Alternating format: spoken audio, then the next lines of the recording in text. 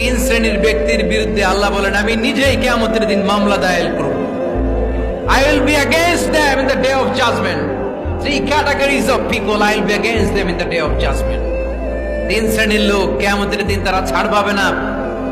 আল্লাহ বলেন আমি নিজেই তাদের বিরুদ্ধে মামলা দায়ের করব। এর মধ্যে এক শ্রেণীর লোক হচ্ছে রাজুলুন ইস্তাআজারা জিরান ফাস্তাওফা মিনহু ওয়া লাম ইউতি আজরা।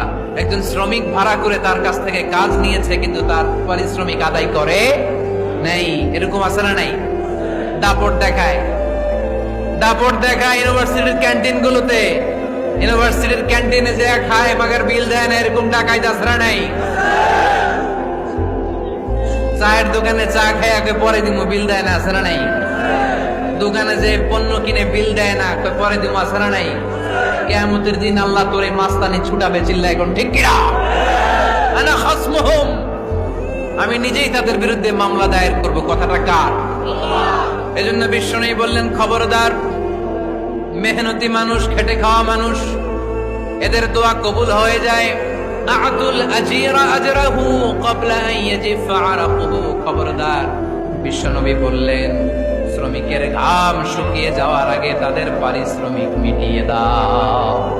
বিশ্বনবীর বিখ্যাত হাদিস, আতুল আজিরা আজরাহু ক্বাবলা আন ইয়াজিফা আরাকুহু।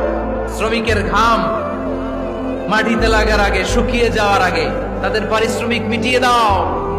কেননা তারা যদি বদদোয়া করে তোমার জীবনকে জাহান্নাম বানিয়ে দিবে কে?